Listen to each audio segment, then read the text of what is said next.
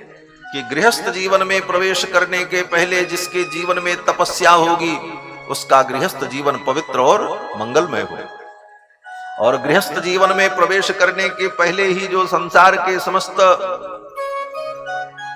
सुख भोगादि को भोग चुका होगा वह व्यक्ति गृहस्थ जीवन में प्रवेश करके और भी नरकमय जीवन व्यतीत करेगा, उसके जीवन में कोई पवित्रता और उन्नति नहीं होगी।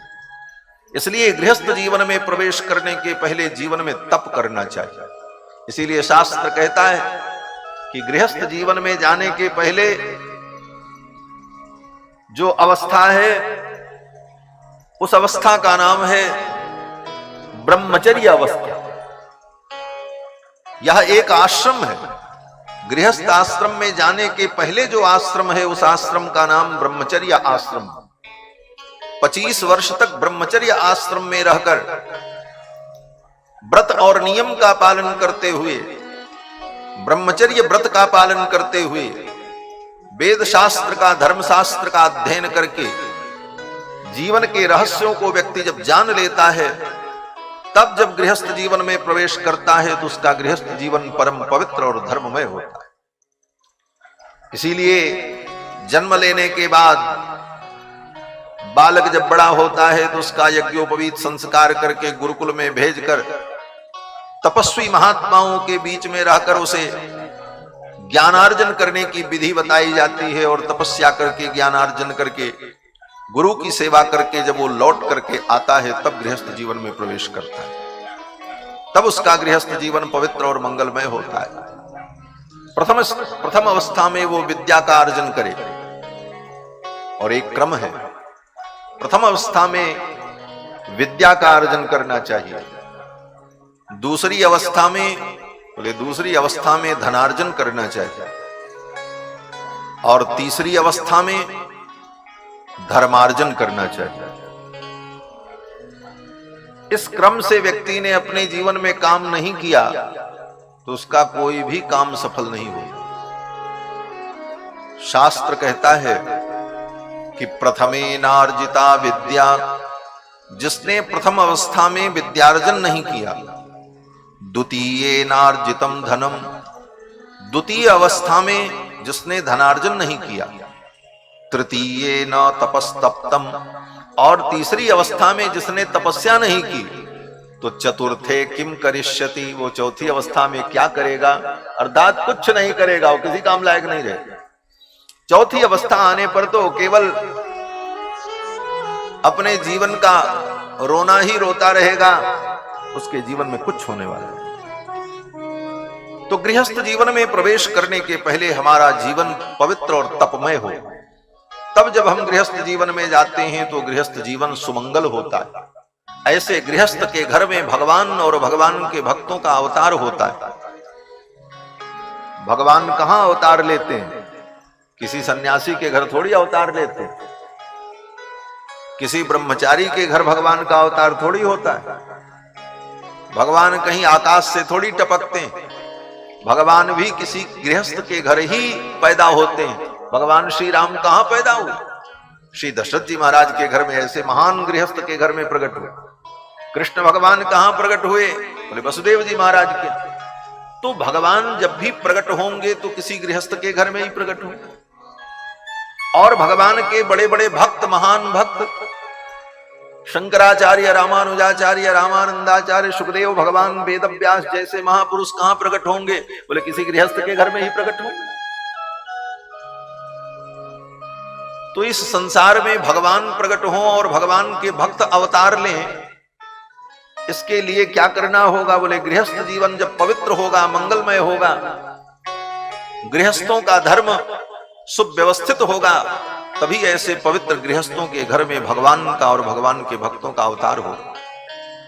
इसीलिए गृहस्थ धर्म को सर्वश्रेष्ठ धर्म कहा गया। गृहस्थ धर्म में रहकर शास्त्र के समस्त नियमों का पालन करने के लिए व्यक्ति को कटिबद्ध रहना चाहिए। श्री महर्षि कर्दम ने भगवान से यही प्रार्थना की कि हे प्रभु, आप कृपा करो मेरा विवाह हो जाए। समान शीलाम गृहमेध धेनुम समान गुण धर्म वाली पत्नी मुझे प्राप्त हो, मैं आपके चरणों में प्रणाम करता हूं। आप अपने भक्तों की कामनाओं को पूर्ण करने वाले मेघ हो।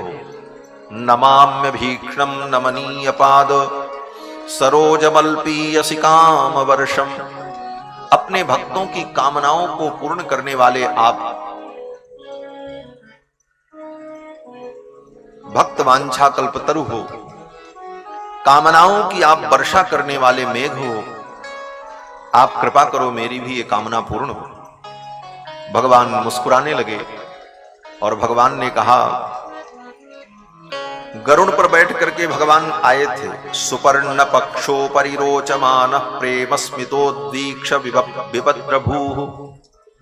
गरुड़ पर बैठे बैठे भगवान मुस्कुराते हुए प्रेम स्मितोद्वीक्षण बिभ्रमद्भ्रूः। स्मित, स्मित माने थोड़ी मुस्कुराहट, थोड़ा मुस्कुराते हुए अपने नेत्रों के कटाक्ष से श्री महर्षि कर्दम को देखते हुए भगवान नारायण ने कहा कि विदित्वा तव चैत्यम में पुरैव समयोजित। आपके चित्त के भाव को मैंने पहले ही जान लिया, आप क्या चाहते हैं। विदित्वा तव चैत्यम में पुरैव समयोजित, और पहले ही मैंने इसकी योजना बना दी। महर्षि कर्दम ने कहा, क्या योजना बनाई। भगवान ने कहा, आप यहीं अपनी कुटिया में बैठ करके भजन करो।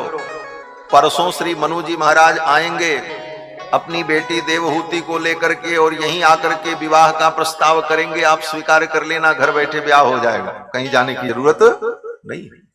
आयास्यति दिक्षुस्त्वाम परशो धर्म कोविदः। कब? बोले परसों, बस एक दिन की आप प्रतीक्षा करो। आयास्यति दिक्षुस्त्वाम परशो धर्म कोविदः। परसों श्री मनु जी महाराज अपनी बेटी देवहूति को लेकर के आएंगे और विवाह का प्रस्ताव करेंगे, आप स्वीकार कर लेंगे। और विवाह करने के बाद आपको 9 कन्याओं की प्राप्ति होगी, 9 बेटियां उत्पन्न होंगी। 9 बेटियों के बाद पुत्र की प्राप्ति होगी, और वो पुत्र कोई और नहीं होगा, मैं ही आपका पुत्र बन करके आऊंगा। तव क्षेत्रे देवहूत्याम प्रणयिष्ये तत्व संहिताम। आपके पुत्र के रूप में आकर के मैं सांख्य शास्त्र का प्रणयन करूंगा। आप यहीं पर प्रतीक्षा करें। श्री मनु जी महाराज अपनी बेटी को लेकर के आएंगे और वो विवाह का प्रस्ताव करेंगे, आप स्वीकार कर लेंगे। ये सब कह करके बता करके भगवान अंतर्धान हो गए। महर्षि कर्दम अपनी कुटिया में ही प्रतीक्षा करते रहे। एक दिन बीता, दूसरे दिन श्री मनु जी महाराज अपनी बेटी देवहूति को लेकर अपनी पत्नी शतरूपा के साथ में महर्षि कर्दम के आश्रम में आए और कर्दम की पूजा की, वंदन किया और कहा, हे मुनिवर, मैं अपनी बेटी देवहूति का आपको कन्यादान करना चाहता हूं, आप इसे स्वीकार करो।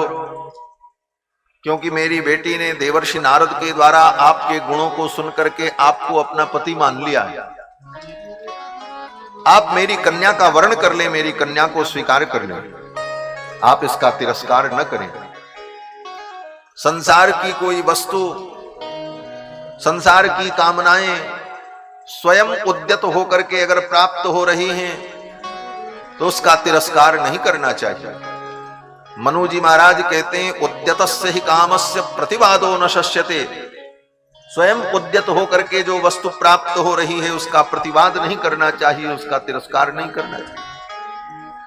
अपि निर्मुक्त संगस्य काम रक्तस्य किम पुनः। अगर वो निर्मुक्त है, उसे उस वस्तु की आवश्यकता नहीं है, फिर भी उसे उसका त्याग नहीं करना चाहिए। काम रक्तस्य किम पुनः, और उसके अंदर उस वस्तु की कामना पहले से ही विद्यमान है, तो फिर क्या बात है, फिर तो उसके अनुकूल ही कार्य हो रहा है। ये सब बातें कह करके मनु जी महाराज ने कर्दम महर्षि को आश्वस्त किया और अपनी बेटी देवहूति का कन्यादान कर दिया। कन्यादान स्वीकार करके महर्षि कर्दम ने देवहूति के साथ पाणी ग्रहण किया, विवाह किया। फिर तो श्री मनु जी महाराज अपनी पत्नी शत्रुपा को लेकर वहां से विदा हो गए, बेटी को कर्दम जी के आश्रम में छोड़ दिया। मनु जी महाराज की बेटी देवहूति कर्दम महर्षि के आश्रम में रहने लगी और अपने पति की सेवा करने लगी। श्री मैत्रेय जी महाराज कहते हैं, विदुर पितृभ्याम प्रस्थिते साध्वी पतिमिंगित कोविदा। पितृभ्याम प्रस्थिते साध्वी, माता पिता के चले जाने के बाद साध्वी देवहूति अपने पति महर्षि कर्दम की सेवा करने लगी। किस प्रकार सेवा करती हैं? मैत्रेय जी महाराज कहते हैं कि पतिमिंगित कोविदा, अपने पति के इशारे को समझकर, उनके मनोभाव को समझकर, बिना कहे उनके मन के अनुकूल, उनकी इच्छा के अनुकूल सारा कार्य करने लगी, उनकी सेवा करने लगी। नित्यम पर्यचरत प्रीत्या भवानी व भवम प्रभु। जिस प्रकार से भवानी भगवान शंकर की सेवा करती हैं, उसी प्रकार देवहूति महर्षि कर्दम की सेवा करने लगी। यहां पर श्री वेदव्यास जी महाराज लिखते हैं कि पितृभ्याम प्रस्थिते साध्वी पतिमिंगित कोविदा। देवहूति को साध्वी कहा। ये देवहूति कौन है? साध्वी। साध्वी किसे कहते हैं? बोले साध्वी उस स्त्री को कहते हैं जो स्त्री पतिव्रता हो और अपने पति की सेवा करती हो, पति के चरणों में रहती हो, उस स्त्री को साध्वी कहते हैं। आजकल तो साध्वी का मतलब लोग समझते हैं कि जो घर छोड़ करके लाल पीला कपड़ा पहन करके सन्यासिनी बन करके डोलती है, उसको लोग साध्वी कहते हैं। लेकिन साध्वी उस स्त्री को कहा जाता है जो पतिपरायणा होकर पति के चरणों में रहकर सेवा करती। पितृभ्याम प्रस्थिते साध्वी पतिमिंगित कोविदा। और यही नारी का परम धर्म है। स्त्री के लिए शास्त्र में कहीं संन्यास लेने का विधान नहीं है। ये तो कलयुग में भ्रष्टाचार का आलम है कि स्त्रियां भी घर छोड़ करके लाल पीले कपड़े पहनकर हरिद्वार और ऋषिकेश में घूम रही हैं सन्यासिनी बनकर, लेकिन ये शास्त्र सम्मत नहीं है। स्त्री के लिए सन्यास धर्म नहीं है। सन्यास धर्म केवल पुरुषों के लिए। स्त्री को तो विवाह करके गृहस्थ जीवन में रहना ही परम धर्म कहा गया।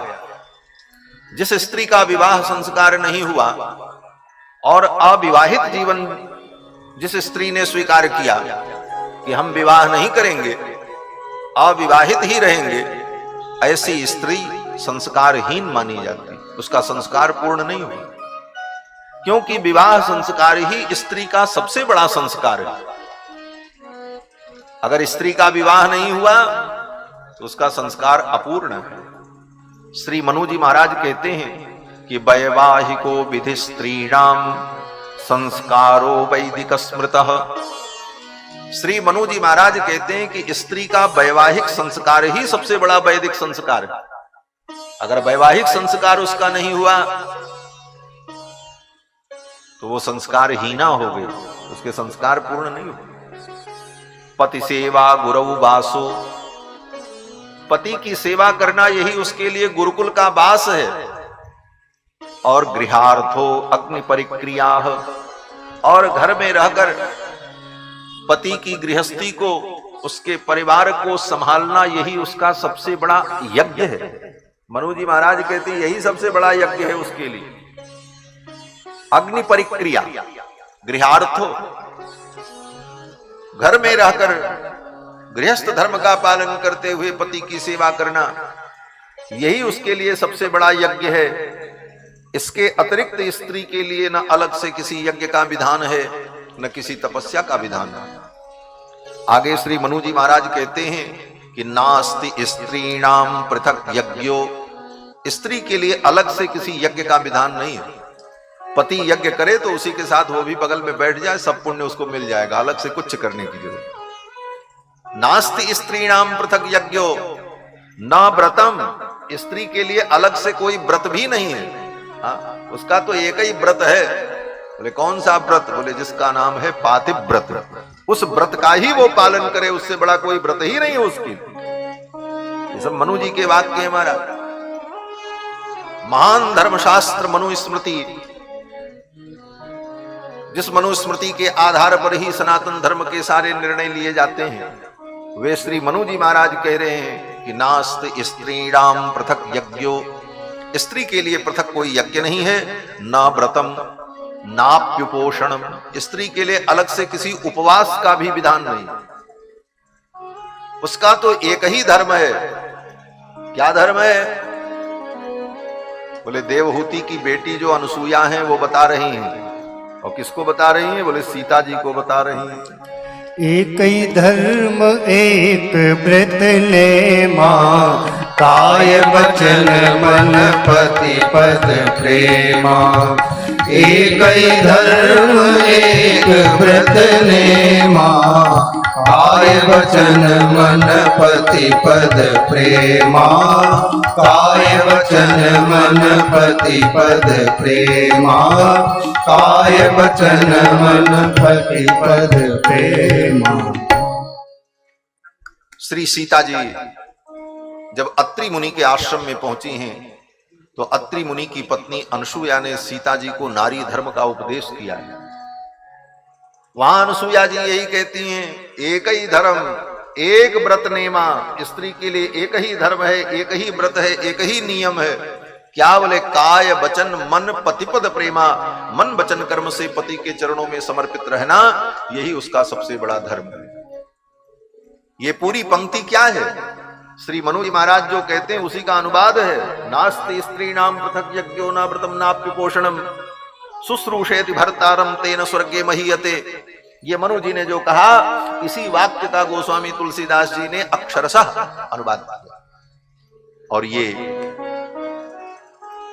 अनसुया जी कौन है? ये अनसुया जी देवहूति की ही बेटी हैं जिनकी चर्चा हम कर रहे हैं। अपनी मां से ही इन्होंने इस धर्म को सीखा है, क्योंकि कन्याएं तो अपने मां से ही सारे धर्म कर्म को सीखती, माता ही प्रथम गुरु होती। और ये अनसुया जी देवहूति की बेटी। भगवान ने कहा था 9 बेटियां होंगी, उन 9 बेटियों में एक देवहूति है। अपनी मां से ही इन्होंने सारे धर्म को सीखा है। तो भगवती देवहूति जो मनु जी की पुत्री हैं, ये अपने पति की सेवा करने लगी महर्षि कर्दम की। पितृभ्याम प्रस्थिते साध्वी पतिमिंगित कोविदा, नित्यम पर्यचरत प्रीत्या भवानी व भवम प्रभुम, शुश्रूषया सौहृदेन वाचा मधुरया च भो। अब सेवा का स्वरूप बताते हैं, सेवा कैसे होती। कहते हैं शुश्रूषया सौहृदेन, हृदय से सेवा करना। सेवा 2 प्रकार की होती। एक तो सेवा होती है औपचारिक, समय से सारा काम कर देना लेकिन दिल से कोई लगाव नहीं, जिम्मेदारी समझ करके, काम समझ करके, समय से भोजन दे दो, समय से पानी दे दो, समय से सारा काम कर दो। बोले इस सेवा का मूल्य नहीं है, भाव से, हृदय से, सौहृदेन। और कैसे? बोले वाचा मधुरया च भो, सेवा करने वाले को अपने स्वामी से वार्ता भी मधुर करनी चाहिए, वाणी में भी उसकी सेवा का भाव झलके। सब काम करे लेकिन ऐसा टेढ़ा बोले तो उसकी सेवा स्वीकार करने का मन ही नहीं करेगा। कोई पति अपनी पत्नी से कहे कि 1 गिलास पानी लाओ, तो लेकर के आवे और कह दे हाँ लो, इतने में तो आग लग जाएगी आदमी। शब्द भी मधुर हो, सेवा ही मात्र सब कुछ नहीं, सेवा के साथ साथ भाव और उसकी वाणी में माधुर्य हो, तब सेवा स्वीकार करने की इच्छा होती। वाणी में मधुरता न हो, हृदय में भाव न हो, तो वह सेवा व्यक्ति स्वीकार करने की इच्छा नहीं रखता। वो सेवा फिर अच्छी नहीं लगती, लगता है ये व्यक्ति दूर हो जाए तभी अच्छा। तो देवहूति किस प्रकार सेवा करती हैं? मैत्रेय जी कहते हैं शुश्रूषया सौहृदेन वाचा मधुरया च भो, विसृज्य दंभम विसृज्य कामम दंभम च द्वेषम लोभमघम मदम। काम, दंभ, लोभ सबका त्याग करके निष्कपट भाव से अपने पति की सेवा करने लगी और महर्षि कर्दम अपने गृहस्थ धर्म का पालन करने लगे। गृहस्थ धर्म का पालन क्या है? बोले गृहस्थ धर्म बड़ा कठिन धर्म है। गृहस्थ होना सरल है, लेकिन गृहस्थ धर्म का पालन करना बड़ा कठिन है। गृहस्थ होने में तो क्या लगता है, घोड़ा पर बैठ के जाओ, बैंड बाजा बजे, ब्याह कर लो, चले आओ, हो गए गृहस्थ। इतना ही से कोई गृहस्थ नहीं होता। गृहस्थ होने का मतलब है कि शास्त्र में विवाह के पश्चात जिन जिन धर्मों के पालन के लिए निर्देश किया गया, उन सारे धर्मों का हम अपने जीवन में पालन करें। औपासन होम करें, पंच महायज्ञ करें, अग्निहोत्र करें, दर्श पूर्णमास याग करें, पिंड पितृ यज्ञ करें, आग्रायण करें, चातुर्मास्य करें, निरूढ़ पशुबंध करें और जीवन में संभव हो तो सोमयाग करें। इस प्रकार से इन सारे वैदिक धर्मों का पालन करना गृहस्थ का धर्म है।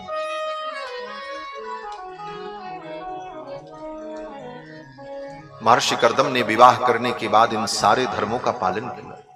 नित्य प्रति यज्ञ करते, हवन करते, तर्पण करते, सारे विधि विधानों का पालन करते और अपने उस गृहस्थ धर्म के पालन में ही महर्षि कर्दम लगे रहते थे। फुर्सत ही नहीं मिलती थी, सवेरे से शाम तक सारे नियमों का पालन, और दिन बीत जाता, सायंकाल फिर विश्राम करते, सवेरे से उठ करके फिर वही दिनचर्या प्रारंभ हो जाता। कई वर्ष बीत गए। देवहूति सेवा करती रही। देवहूति का शरीर सूख करके कृशकाय हो गया, वृद्ध हो गई देवहूति। महर्षि कर्दम ने कभी उनको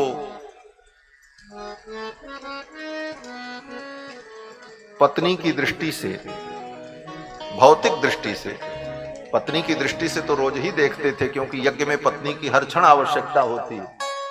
बहुत सारे ऐसे विधान यज्ञ में होते हैं जो पत्नी को ही करना पड़ता है, वो काम पत्नी ही करती है। तो उन कार्यों के लिए वो बगल में रहती थी देवहूति, लेकिन कभी भी देवहूति को काम और वासना की दृष्टि से महर्षि कर्दम ने नहीं देखा। एक धर्म में सहयोगिनी मेरे साथ है, बस इसी प्रकार से धर्म का कार्य करते रहे, जीवन चलता रहा। और अवस्था, बोले देवहूति की अवस्था वृद्धावस्था आ गई। एक दिन महर्षि कर्दम ने देवहूति को देखा और कहा, देवी आपने मेरी बहुत सेवा की। तुष्टो हमद्य तव मान विमानदायाः शुश्रूषया परमया परया च भक्त्या। हे मानवी, मनु की बेटी मानवी, तुम्हारी श्रद्धा से, तुम्हारी शुश्रूषा से मैं प्रसन्न हूं, वरदान मांगो, क्या चाहिए? तो देवहूति ने अपने पति महर्षि कर्दम से कहा कि यस्तेभ्यदायि समयः सकृतंग संगो भूयात् गरीयसि गुण प्रसव सतीनाम। हे भगवान, आप यही कृपा करो कि मुझे संतान की प्राप्ति हो, पुत्र की प्राप्ति हो।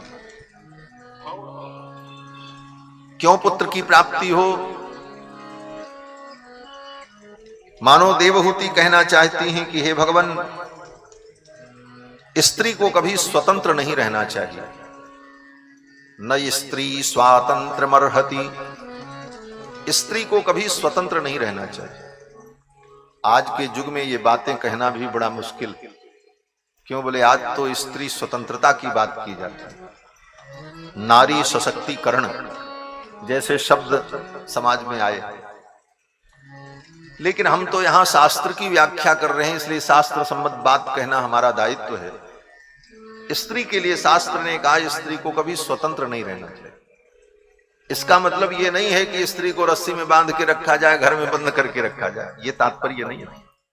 यहां तात्पर्य ये है कि स्त्री किसी न किसी के संरक्षण में रहे, उसे संरक्षण की जरूरत है। नारी अबला है, अगर उसे संरक्षण नहीं मिलेगा तो नारी के साथ कोई भी अन्याय हो सकता है, समाज में कोई भी उपद्रव खड़ा हो सकता है। इसलिए नारी को सदा पुरुष के संरक्षण की आवश्यकता है, नहीं तो नारी के ऊपर अनेक अत्याचार होंगे और नारी का जीवन नरकमय बन जाएगा। इसलिए शास्त्र ने कहा कि नारी को कभी स्वतंत्र नहीं रहना चाहिए। जब तक वो कन्या हो तब तक वो पिता के संरक्षण में रहे। पिता के द्वारा उसका भरण पोषण हो, उसका संरक्षण हो। पिता के देख रेख में वो रहेगी तो उसके जीवन में कोई आपत्ति विपत्ति नहीं आएगी। युवावस्था आने पर वो पति के संरक्षण में रहे, पति उसकी रक्षा करेगा। और वृद्धावस्था में जब पति तपस्या करने के लिए चले जाएं अथवा पति सन्यासी बनकर के चले जाएं, उस अवस्था में स्त्री को अपने पुत्र के संरक्षण में रहकर के जीवन व्यतीत करना चाहिए, पुत्र का संरक्षण उसे प्राप्त हो। इस प्रकार नारी का जीवन सुरक्षित रहता है।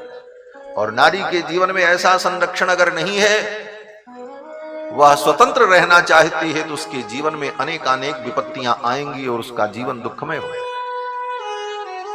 देवहूति कहती हैं कि हे भगवान, जब तक मैं कन्या थी तब तक पिता का संरक्षण मुझे प्राप्त था। युवावस्था आने पर आपके चरणों का आश्रय मिला। वृद्धावस्था में अगर आप तप करने चले जाएंगे, समाधिस्थ हो जाएंगे, तो मेरा जीवन कैसे बीतेगा। मुझे संतान की प्राप्ति हो तो मैं अपने पुत्र के संरक्षण में रह करके अपना शेष जीवन व्यतीत करूंगी, इसलिए मैं चाहती हूं कि मुझे संतान की प्राप्ति हो। महर्षि कर्दम ने कहा ठीक है देवी। और महर्षि कर्दम ने प्रियाया प्रियमन्विच्छन् कर्दमो योगमास्थितः, अपनी प्रियतमा देवहूति के मनोभाव को पूर्ण करने के लिए महर्षि कर्दम ने अपने योग के द्वारा, अपने संकल्प के द्वारा विमानम कामगम छत्तस्तर्हेवाभिरची करत, एक दिव्य विमान प्रकट किया। महर्षि कर्दम ने संकल्प किया और संकल्प करते ही एक दिव्य विमान प्रकट हुआ। बड़ा विशाल विमान माना, छोटा मोटा विमान नहीं था। उसी विमान के अंदर झरने, पर्वत, उपवन, महल, सब प्रकार की सुख सुविधाएं उस विमान के अंदर थी। और उस विमान में सैकड़ों सेविकाएं थीं जो सेवा करने वाली थी।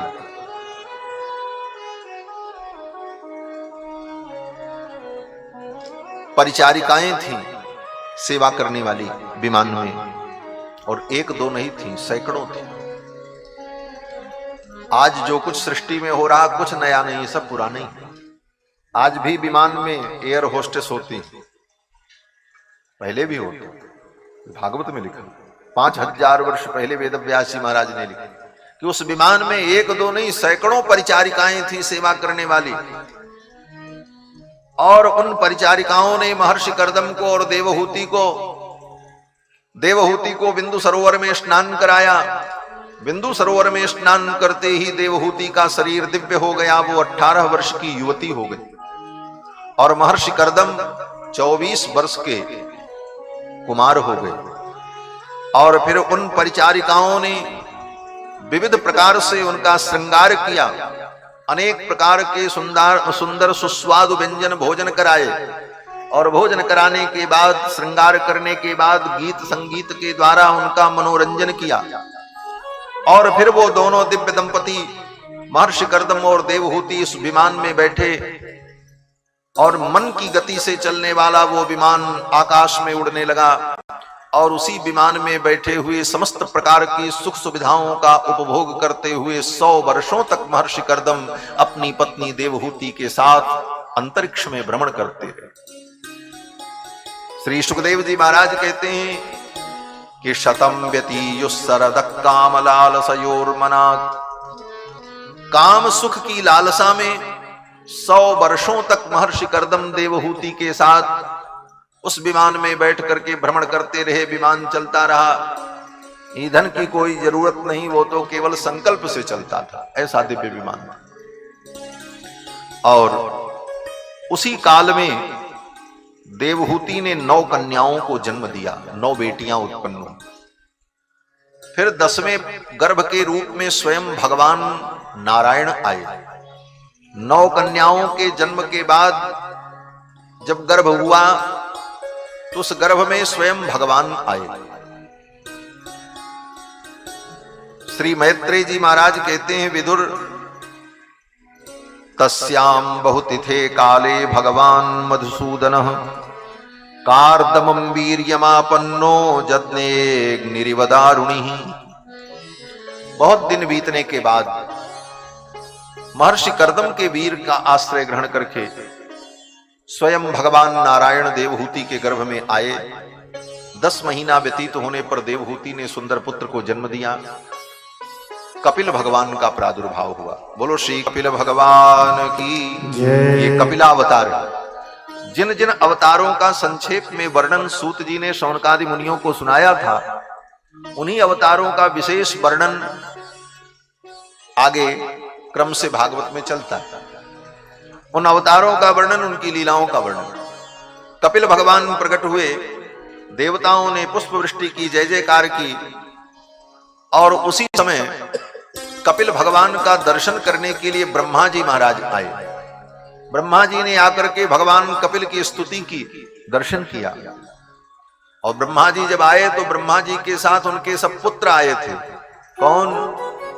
बोले पुलस्त, पुलह, क्रतु, अंगिरा, वशिष्ठ, अत्रि, अथर्वण, ये सब महामहर्षि जो ब्रह्मा जी के पुत्र हैं, ये सब आए। ब्रह्मा जी ने आकर के स्तुति की भगवान की। उसी समय महर्षि कर्दम ने कहा कि अब मैं तपस्या करने जाना चाहता हूं। तो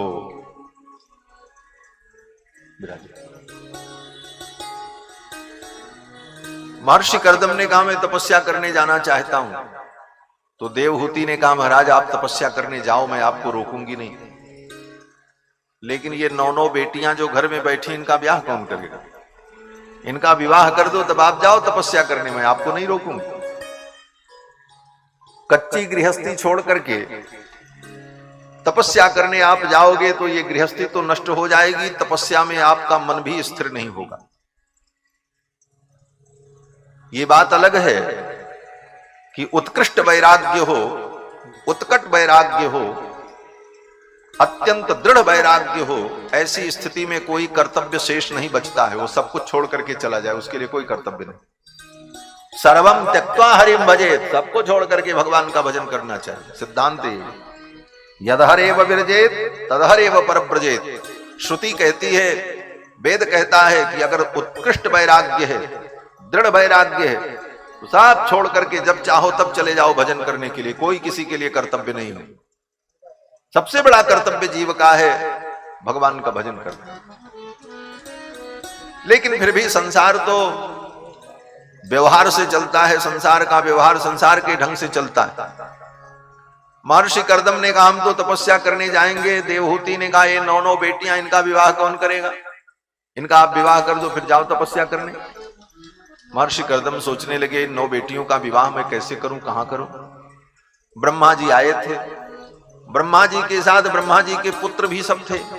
ब्रह्मा जी ने इशारा कर दिया, ब्रह्मा जी ने कहा कहां खोजने जाओगे, जितने मेरे बेटे हैं इन्हें ब्याह कर दो, एक एक बेटियों का। हाँ, पुलस्त, पुलह, क्रतु, अंगिरा, वशिष्ठ, ये जो महामुनि लोग थे, अथर्वण, और इन्हीं महर्षियों के साथ महर्षि कर्दम ने अपनी 9 बेटियों का विवाह कर दिया। ब्रह्मा जी के साथ 10 लोग आए थे। 10मस्तत्र नारदः, 10वें नारद जी थे। ब्रह्मा जी ने कहा इन्हीं के साथ विवाह कर दो, लेकिन गड़बड़ ये हो गया कि बेटियां 9 थीं और ब्रह्मा जी के पुत्र 10 थे, तो बच गए, नारद जी रह गए, इसलिए नारद जी का आज तक ब्याह नहीं हुआ। बाकी 9 का तो हो गया। ये 9 कौन हैं? बोले मरीचये कलाम प्रादात अनसूया मठात्रये। महर्षि मरीचि, उनके साथ महर्षि कर्दम ने अपनी बेटी कला का विवाह कर दिया। अनसूया मठात्रये, मनु जी की, ये कर्दम जी की जो दूसरी बेटी हैं, इनका नाम अनसूया है। इनका विवाह अत्रि महर्षि के साथ कर दिया। श्रद्धा मंगिरसे यच्छत, अंगिरा नाम के जो महर्षि थे उनके साथ श्रद्धा नाम की बेटी का विवाह कर दिया। पुलस्त्याय हविर्भुवम, पुलस्त नाम के जो महर्षि थे उनके साथ हविर्भू नाम की जो कन्या थी उनका विवाह कर दिया। पुलहाय गतिम युक्ताम, गति नाम की जो कन्या थी उसका विवाह पुलह महर्षि के साथ कर दिया। कृतवे चक्रियाम सतीम, क्रिया नाम की जो कन्या थी उसका विवाह क्रतु नाम के महर्षि के साथ कर दिया।